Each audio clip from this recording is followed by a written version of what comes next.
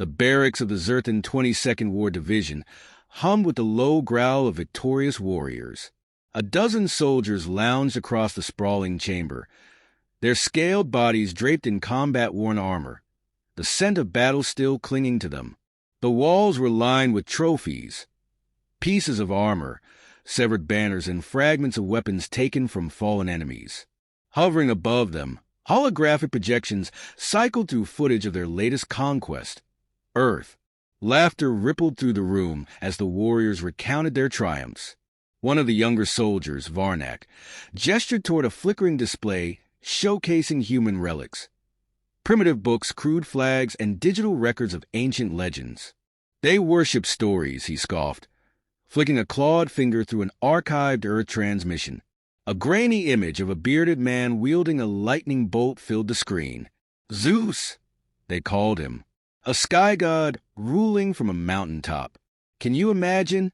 Their ancestors cowered beneath storms, convinced they were the tantrums of invisible beings. The others roared in amusement, sharp teeth flashing. And then this one.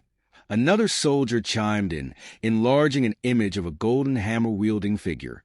Thor, as if swinging metal in the air could summon destruction. No wonder their species is so easily crushed. A deeper voice cut through the laughter. Do not forget their devils, said Drekvass, his eyes glinting with mischief.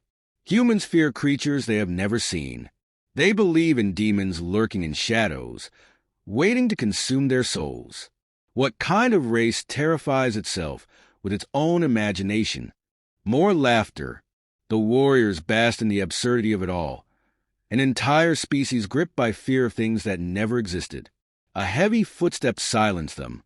The laughter died as the barracks door slid open, revealing a towering figure. General Thalzir stepped inside, his presence cutting through the room like a blade. His armor was old, battle-scarred, each mark a silent testament to the countless wars he had survived. He moved with the deliberate weight of someone who had seen things the younger warriors could not fathom. Varnak straightened. General, he greeted, inclining his head slightly, though his grin remained. We were just discussing the myths of Earth. Have you ever heard such nonsense? These humans built entire civilizations on the backs of fantasy. Thalzir said nothing at first. His gaze swept across the room, pausing briefly on the holograms of Earth's legends. Something unreadable flickered across his face, but it was gone before anyone could decipher it. Ridiculous, Drekvass pressed, emboldened by the general silence. Surely you agree? Still, Thalzir did not speak. Instead, he moved toward the center of the room, his heavy steps echoing in the sudden quiet. Then, finally, his voice came low and measured.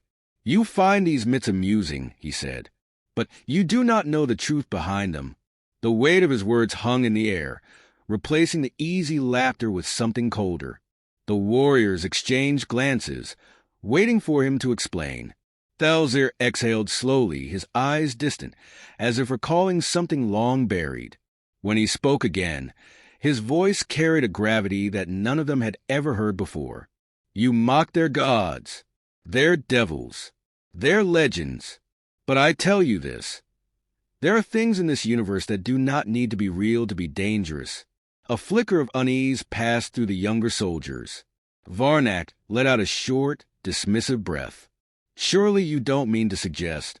Thalzir's gaze snapped to him, sharp and unyielding. What I mean is that I have seen things on Earth that should not exist. The barracks, once filled with the sound of triumph, now held only silence. The barracks felt smaller, the air heavier, as the warriors waited for Thalzir to speak. The amusement that had filled the room minutes ago had vanished, replaced by a wary tension. No one had ever seen the general hesitate before. Finally, he began. It was my first campaign against humans, he said, his voice steady but laced with something unfamiliar. I was younger then, like you. I believed in the Empire's strength, in our superiority. Humans were weaker, divided, simple creatures destined to fall as so many others had. He took a slow step forward, and the warriors unconsciously leaned in. We expected their resistance to crumble in days. Their weapons were primitive compared to ours. Their defenses laughable. And yet, battle after battle, they refused to break. I told myself it was desperation, the final struggle of a doomed species. His eyes darkened.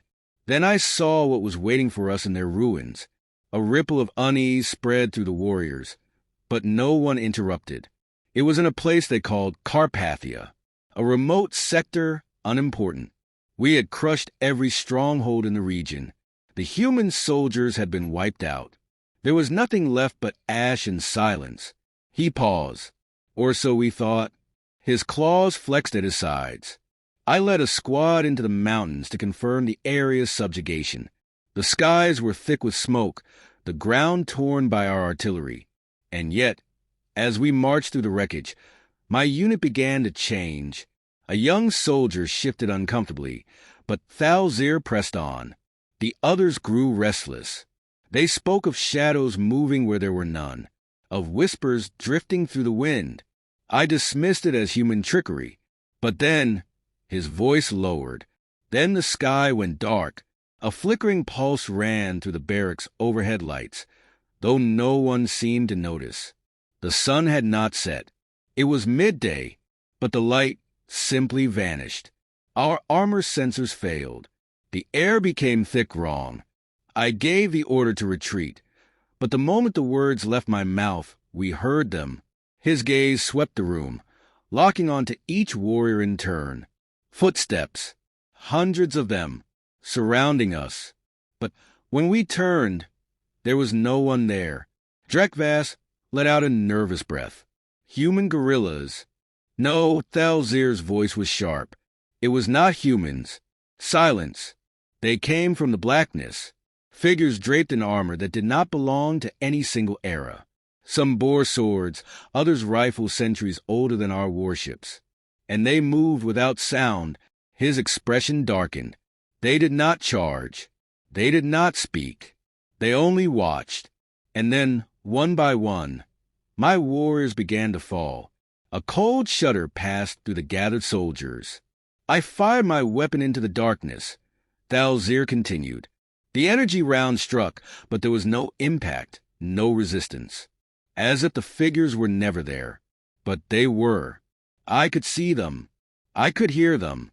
My soldiers screamed as they were dragged into nothingness. His voice lowered, almost a whisper. I have fought countless enemies. I have seen fear in many forms. But that day, I saw something else in my soldiers' eyes before they vanished. Not terror, not pain. He exhaled. Recognition. A young warrior swallowed hard. You think they were human? I think they were something humans had summoned, or something that had always been there, waiting for us. The room felt colder, though no one had moved. I was the only one left, Thalzir said. The figures stood around me, their weapons lowered, as if they were deciding something. His claws tightened, and then one of them stepped forward. He let the words settle. It was taller than the others. It carried no weapon, but I felt its power before it even reached me. It wore a golden helm, its face obscured. But as it drew near, I realized I had seen it before. The warriors stared at him, waiting. It was in the human archives, Thalzir said. A being they called a god, or perhaps a warrior of one. It spoke to me in a language I did not know, yet somehow understood. His breath was steady, but his hands were tight fists. And then it let me go. No one spoke. For years, I told myself it had been a hallucination, a trick of exhaustion. But then I read the classified reports. I learned I was not the first to see them, and I was not the last. His gaze swept the room one final time. You laugh at human myths, he said. But I tell you this, something walks alongside them. Something old, something they still remember, even if they do not understand. His voice dropped to a whisper, and it remembers us. The silence in the barracks stretched long after Thalzir's final words. The warriors who had laughed so easily before now sat rigid, their expressions unreadable. Even Varnak, whose mockery had been the loudest, said nothing. It was Drekvass who finally broke the silence, though his voice carried none of its former bravado. "You said you weren't the first." He hesitated. "What did you mean?" Thalzir's eyes flickered toward him, then to the others. He seemed to weigh something within himself before speaking. "There are records the Empire does not share," he said. "Accounts buried beneath layers of classified encryption. I have spent years gathering them. Stories from other warriors, from other campaigns. Stories that do not fit into the Empire's vision of conquest." The younger soldiers exchanged uneasy glances. The Zerthan Empire prided itself on knowledge, on absolute control of truth and history. The idea that something had been deliberately hidden from them was unsettling. "The reports go back further than my time," Thalzir continued. "Further than this war. Encounters with things that should not exist. Patterns that repeat." He exhaled slowly. "And humanity is always at the center of them." He turned toward the barracks central console, his claws gliding over the interface. A moment later, the air shimmered, and a holographic projection bloomed into existence. It was not the bright, cleanly labeled data feeds they were used to. This footage was raw, flickering with distortion. A soldier's combat log, incomplete, damaged, yet the terror in the recorded voice was unmistakable. "Fleet compromise impossible. Weapons non-effective." The voice broke into static, then returned frantic. "They came out of nowhere, shaped like men, but not. We lost all control." The recording cut out. A brief pause. Then another feed began playing. This one was older, its language archaic, but the message remained chillingly clear. "Battle over Earth failed. Anomaly present. Forces unaccounted for." A pause. "Recommend withdrawal." The hologram vanished. Thalzir turned back to the others. "That was not from our war," he said. "It was from a campaign centuries before. Long before humans had the technology to resist us. And yet, that fleet was forced to retreat. The official records claim it was a tactical decision. But the survivors, the ones who lived long enough to tell their stories, spoke of something else." Drekvass shifted uneasily. "What did they see?" Thalzir's gaze sharpened. "The same thing I did." A weight settled over the room. "I traced the reports back as far as I could. The deeper I dug, the more I found. There are no official explanations, only silence. Entire missions wiped from the records. Fleets that vanished without battle. Encounters dismissed as errors, hallucinations, sensor malfunctions. But the patterns remain." He stepped closer to the soldiers, his voice quieter now, but no less commanding. "There was one battle they could not erase. One even the Empire dared not bury. The lost battle of Olympus." The name sent a ripple through the gathered warriors. Even those who had never heard it before recognized the weight in Thalzir's tone. "It was supposed to be routine," he said. "A final push to crush the last human resistance in the region they called Greece. Our warships moved in, expecting nothing but scattered survivors." He shook his head. "They never returned." Drekvass frowned. "Destroyed? No. Worse." Thalzir's expression darkened. "They sent a distress signal, and then they disappeared." The younger warrior stiffened. A missing fleet was not unheard of, but an entire armada vanishing without explanation? That was something else entirely. The last transmission came from the command vessel. Thalzir continued. It was brief. No battle reports, no damage assessments. Only one message, repeated over and over before the signal was lost. He turned back to the console, entering a command. The barracks filled with static, then a voice, deep, mechanical, strained with something that should not exist in a Zertan officer's tone. "They are not alone." The words repeated, growing more distorted each time. "We were wrong." The transmission cut. For a long moment, no one spoke.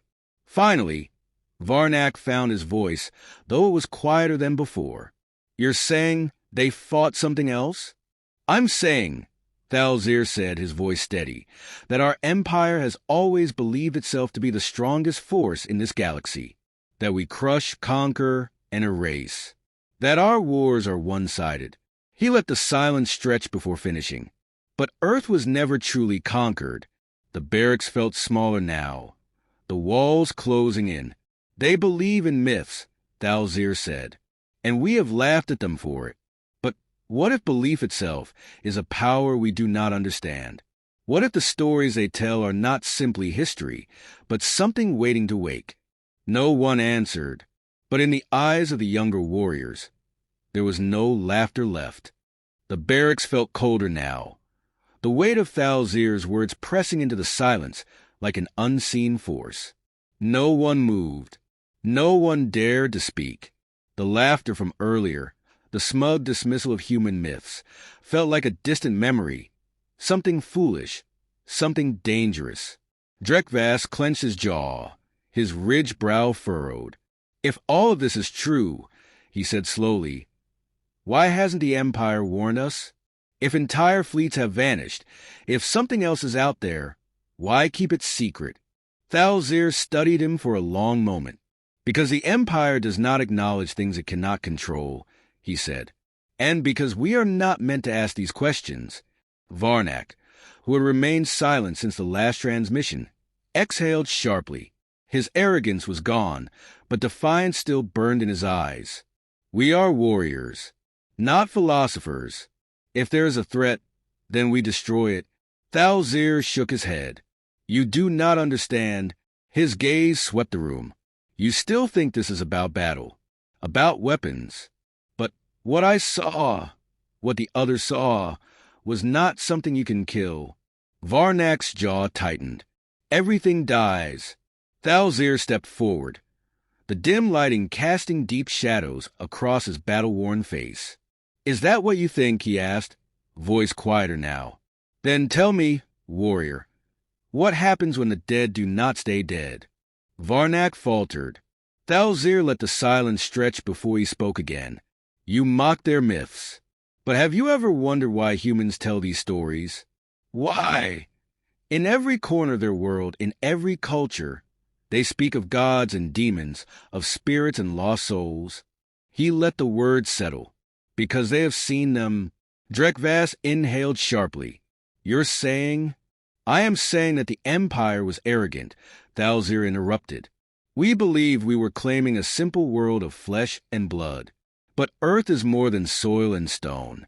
It is old, older than our understanding, and it remembers. He turned back to the console, inputting another command. The holographic display flickered back to life, but this time there was no footage, no grainy transmissions, just a set of coordinates. They are calling it a minor uprising, Thalzir said. Scattered human resistance. But the reports are vague. Too vague. He looked at them. We are being sent in. A murmur ran through the warriors. This was new information. Thalzir nodded. The Empire wants the matter resolved quietly. No broadcasts. No public record. We are to eliminate all resistance and secure the site. His voice darkened. But they are lying to us. Drekvass frowned. What do you mean? Thalzir's eyes flicked to the coordinates. These are the same mountains where I saw them. The same place where my unit disappeared. Varnak stiffened. You think they're still there? Thalzir's jaw tightened. I think we were never meant to return. A heavy silence followed. Drekvass swallowed. Then what do we do? Thalzir met his gaze. We prepare. We enter that battlefield knowing the truth. That this war is not what we believed it to be. His eyes swept over them, each one hardened by the weight of what they had learned. We will go, he said, and we will see if the myths are waiting for us.